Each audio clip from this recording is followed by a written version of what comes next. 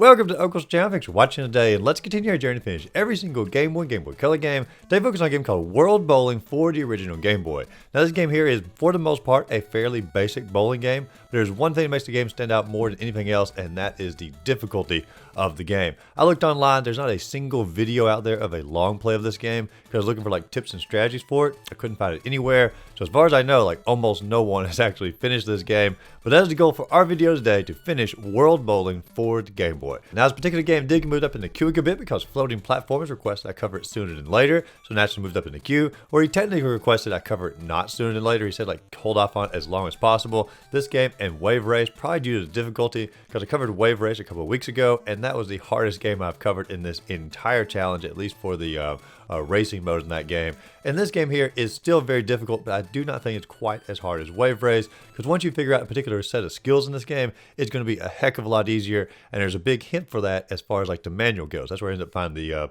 overall direction for gameplay strategy. But anyway, if there's a game that you want to see me cover sooner than later, let me know the name of the game in the comments down below, and just like World Bowling, I'll move it right on up in the queue. Now, I start the videos up looking at the box art for the game first, and the box art for World Bowling here is a very simple box art. It shows the world there in the center, has the title of the game, and bowling pins with flags from around the world on the pins themselves, sort of blasting out from behind the world.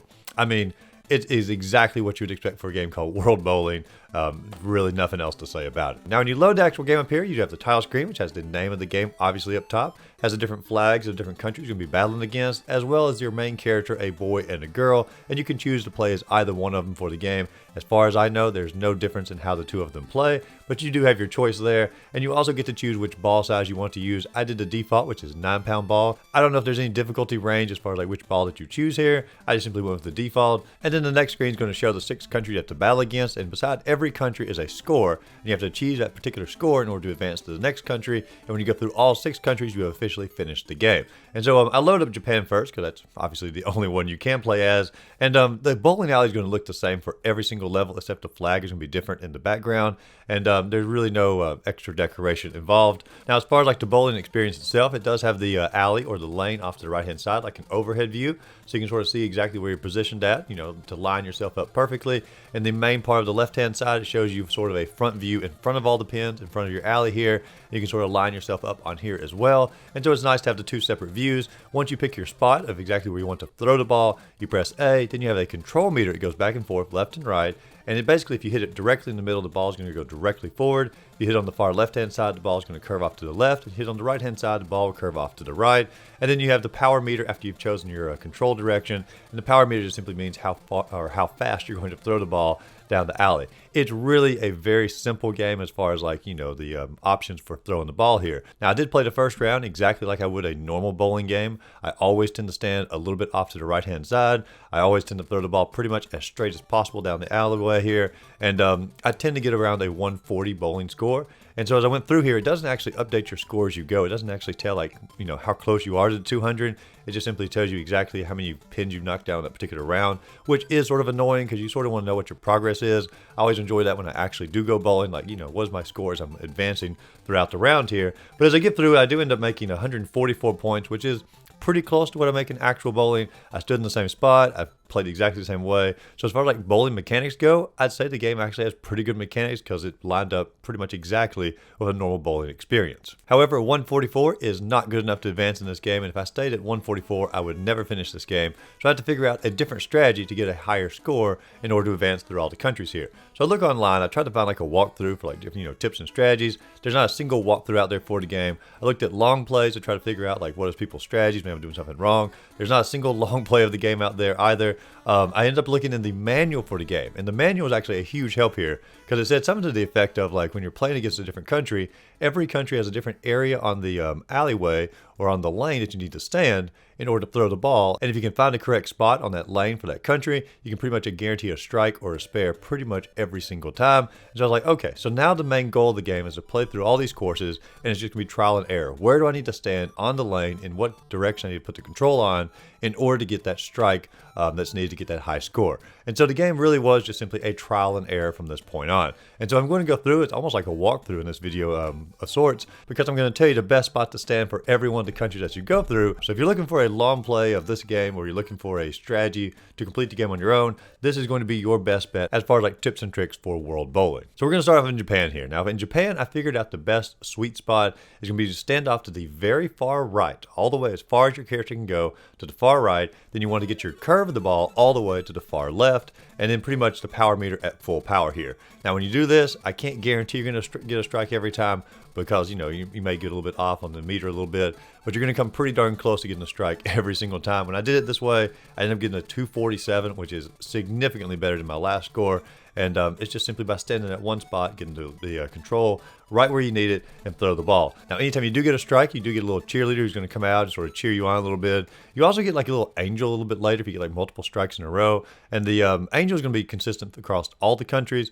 I don't know what the angel means when it comes to like bowling, but the cheerleader, I guess, is part of Japanese culture, because every country is going to try to pull something from the culture or the animals of that country. Now, when you move on to China, the goal is 210. Anytime you do get a strike, a little panda bear is going to walk across the screen, because pandas are obviously found in China. And as far as like the sweet spot for China, once again, if you stand off to the far right and do the control to the far left and do full power again, it's going to be almost the same as Japan. Not every course is going to follow the same sweet spot, but for these two, they are going to be identical on that. I ended up getting a really good score for this one. I got a 267. We move on to the USA next. 220 is the goal for this one. And once again, the sweet spot for this is going to be the exact same as the last two. Stand off to the far right, control far left, full power, and you'll get a strike the majority of the times. And when you do get a strike in the USA, a Playboy bunny is going to walk across the screen, because I guess that is what the culture of the United States is known for. A little bit odd on that side, but not as odd as Canada. When you get a strike in Canada, which is our next level here, an ostrich runs across. And like, I don't know anything about like ostriches in Canada except for like in a zoo. Ostriches do not come from Canada. That's just a very, very odd, I don't know, an odd choice there. I have no idea what their direction was for this. Pause the video because I did look it up of why they would choose an ostrich for Canada. I can't find a direction like from the developers or anything, but evidently when you just simply look up ostriches in Canada, in the 1990s there was a boom in Alberta, Canada, as far as like farmers or ranchers looking for an alternative to beef. So they're bringing in a lot of ostriches and getting ostrich meat from the birds there. So there's the answer of probably why they chose an ostrich, but it's still pretty odd.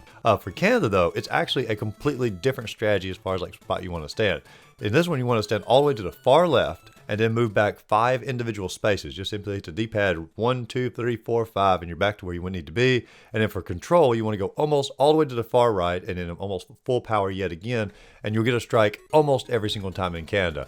I don't know how they like chose the exact spot for this, but it is completely different than the other two, and it's going to be all the way on the far left here. Now, after you finish up Canada, you're going to be heading over to France. The score here is for 240. Now, for this one, you want to be over all the way to the far right, and sometimes all the way to the far right, but then back one single space over. Either one seemed to work pretty well. As far as the control, all the way to the far left, full power again. And the animation for this when you get a strike is like a little circus fella coming across, and I guess that's what they feel like France is known for. England, your goal here is the final level, and the goal is 250, which is a very high score. You get like a little King's Guard here is going to be coming out, marching across when you get a strike. And once again, far right, control far left. And so I guess like for every course but Canada, if you sort of follow the same strategy here, you're going to almost always get the strike or a spare. I ended up getting 258 for this course, so barely over 8 points over the goal here. And when you finish, you get a screen that says, "Congratulations, you are a good player." And it tells your score, and it has like some Chinese fellas here with like fans and umbrellas and like party blowers celebrating your victory. And then all the little trophies are around the screen as well. You get a little bit of victory music, but the victory music's not like a lot to write home about. None of the music in the game is like fantastic. None of the music is terrible. It's just all very run-of-the-mill chiptune Game Boy bowling music, as I would call it. But let's talk about the game as an overall. Now, overall, this is a very bare-bones bowling game. Also, when you figure out the individual strategies, it's really not a super difficult bowling game. It's just simply going to boil down to figuring those strategies out through all of that time and error. There's not going to be a lot of replay to the game. There's not a lot of variety to the game. There's not a lot of things to unlock in the game. There is a 2-player mode where you can swap back and forth, on the same Game Boy between you and a friend. And so there is that for a little bit of replayability.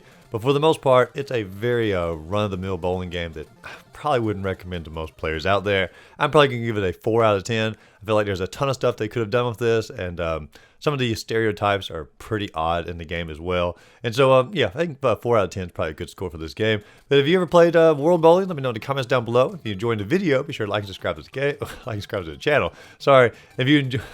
Getting it all screwed up here. Like and subscribe to the channel. As always, go out there, find a great game to play. Simply have a great rest of the day.